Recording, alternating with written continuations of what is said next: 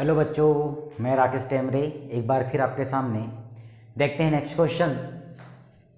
अनंत रैखिक आवेश 2 सेंटीमीटर दूरी पर 90 इंटू 10⁴ न्यूटन प्रति कूलम विद्युत क्षेत्र उत्पन्न करता है।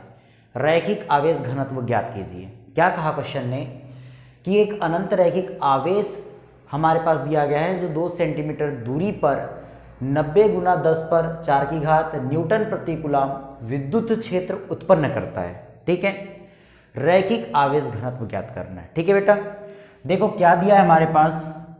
दिया है स्मॉल r = 2 सेंटीमीटर। ठीक है, हमारे पास दूरी दी गई है 2 सेंटीमीटर। ठीक है, तो इस 2 सेंटीमीटर को हमें किस में कन्वर्ट करना पड़ेगा, पहले मीटर में कन्वर्ट करना पड़ेगा। तो कितना हो जाएगा, ये हो जाएगा 2 × 10⁻² मीटर। ठीक है बेटा, उसके पश्चात क्या दिया हुआ है, विद्युत क्षेत्र दिया है E = 90 × 10⁴ है ना, न्यूटन प्रति कूलम। ठीक है, हमको ज्ञात करना है रैखिक आवेश घनत्व। रैखिक आवेश घनत्व को हम लैम्डा से रिप्रेजेंट करते हैं। लैम्डा = क्या हो जाएगा, रैखिक आवेश घनत्व। ठीक है बेटा, अब देखिए तब क्या बोलेंगे, E = विद्युत क्षेत्र E = होता है λ/2πε0 × स्मॉल r।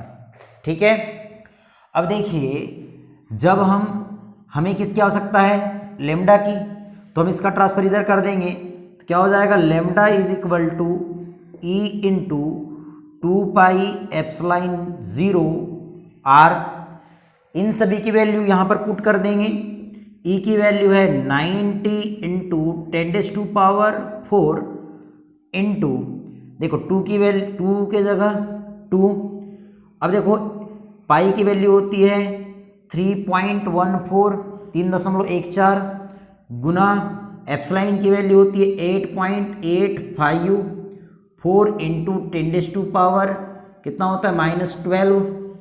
और r की वैल्यू हमारे पास गिवन है, जो r की वैल्यू क्या है हमारे पास, बोलो 2 × 10⁻²। ठीक है बच्चों, अब देखिए जब हम इस क्वेश्चन को हल करेंगे तो देखो क्या हो जाएगा। अब जब इसका पूरे का मल्टीप्लाई करेंगे तो = कितना होगा, मल्टीप्लिकेशन देखो ये हो जाएगा हमारा, ये है, अगर हम इसको देखिए अच्छे से तो ये हो जाएगा, अगर पूरा हल करें तो सीधे सीधे है, ये होगा हमारा आंसर 10⁻⁻7। कितना होगा, 10⁻⁻7 कूलम प्रति मीटर। ये आप सीधे आंसर देख लीजिएगा बना करके, तो इसका आंसर इतना आता है। ठीक है, तो पहला क्वेश्चन आपका यहां कंप्लीट होता है। ठीक है बच्चों, देखिए नेक्स्ट क्वेश्चन क्या कह रहा है, ऊन से रगड़े जाने पर कोई पॉलीथीन का टुकड़ा 3 × 10⁻⁻7 कूलम के ऋणावेश से आवेशित पाया गया। ठीक है, एक ऊन से रगड़ा जाने पर कोई पॉलीथीन का टुकड़ा है, वह 3 × 10⁻7 कूलम के ऋणावेश से आवेशित पाया गया।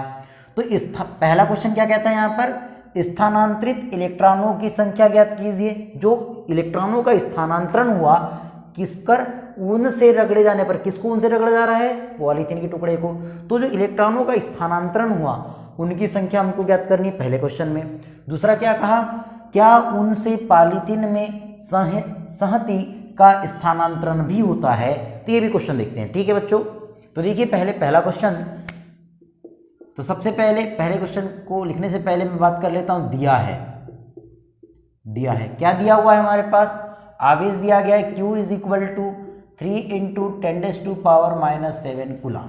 ठीक है, तब पहला क्वेश्चन देखते हैं। हमें स्थानांतरित इलेक्ट्रॉनों की संख्या देखनी है, तो आपने पढ़ा है Q = Ne, मुझे n की वैल्यू चाहिए, E का ट्रांसफर करो तो n = Q/E = ठीक है बच्चों, Q की वैल्यू कितनी है 3 इंटू 10⁻⁻7 अपान E की वैल्यू कितनी है, E की वैल्यू होती है 1.6 इंटू 10⁻⁻19। ठीक है बच्चों। अब देखिए अगर इसको हल करते हैं हम, यहाँ से अगर पॉइंट हटा हुआ तो एक पॉइंट अगर हट जाता है मान के चलो तो ऊपर जाएगा तो कितना होगा 10⁻⁻20। ठीक है, ऊपर जाने पर वो +20 हो जाएगा, तब आप इसको हल कर सकते हैं तो कितना हो जाएगा 3/60 इंटू 10⁻, ये जब 20 होकर के ऊपर जाएगा तो कितना हो जाएगा 10⁻13। ठीक है, अब देखिए इसको हल करते हैं आगे तो कितना हो जाएगा, ये हो जाएगा हमारा देखो या हाँ देखो अब इसको हल करेंगे तो ये हो जाएगा 0 पॉइंट की हो जाएगा 30, कैंसल आउट कर दो इसको तो कितना हो जाएगा 16 एकम 16, बच कितना गया आपका 14 है ना, दशमलव की फिर 0 140 है ना, तो 16 एकम 16 32 16 48 16 25 16 96।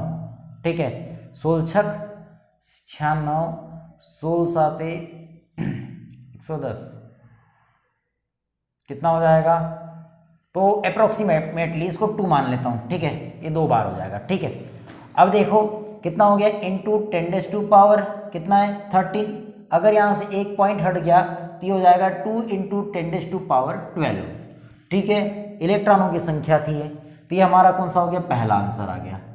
ठीक है, अब दूसरा क्वेश्चन क्या कहा उसने कि क्या उन से पॉलीथीन में संहति का स्थानांतरण होता है, तो हम लिखेंगे सेकंड क्वेश्चन का आंसर हाँ, उन से पॉलीथीन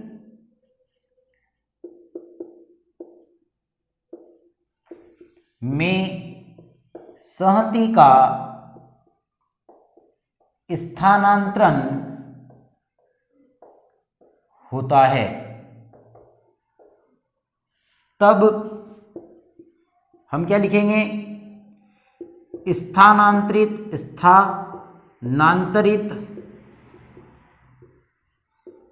इलेक्ट्रॉनों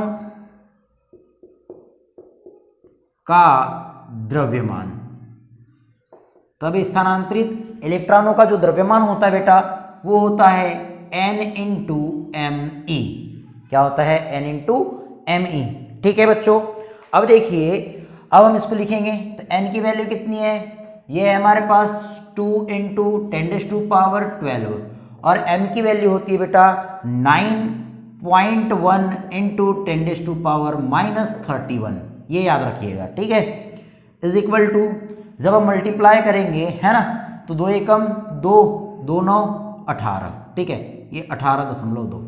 ठीक है, अब इसको अगर हल करते हैं हम तो कितना हो जाएगा, ये हो जाएगा हमारा 10⁻, अगर 30 रहता तो कितना हो जाता 18 हो जाता है ना, लेकिन ये 30 नहीं 31 है तो ये कितना हो जाएगा हमारा ऋण 19। ठीक है, अब अगर ये पॉइंट यहाँ से हटा देते हैं, ये इधर अगर आ जाता है एक पॉइंट अगर मैं क्या कर देता हूँ बढ़ा देता हूँ तो यहाँ पर एक नंबर क्या हो जाएगा घट जाएगा, तो 1.82 इंटू, ठीक है 82 इंटू 10⁻, कितना होगा -18। ये हो गया हमारा द्रव्यमान है तो ये क्या होगा किलोग्राम में, ये आपका दूसरा आंसर। ठीक है, समझ में आया होगा सभी को। ठीक है, इसके पश्चात नेक्स्ट क्वेश्चन।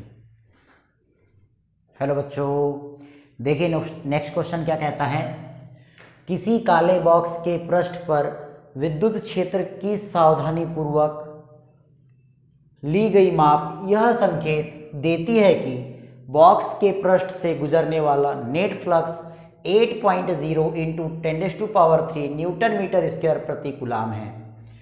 तब इसका फर्स्ट क्वेश्चन क्या कहता है कि बॉक्स के भीतर नेट आवेश कितना है। ठीक है, यानी हमें बॉक्स के अंदर नेट आवेश कितना होगा यह ज्ञात करना है।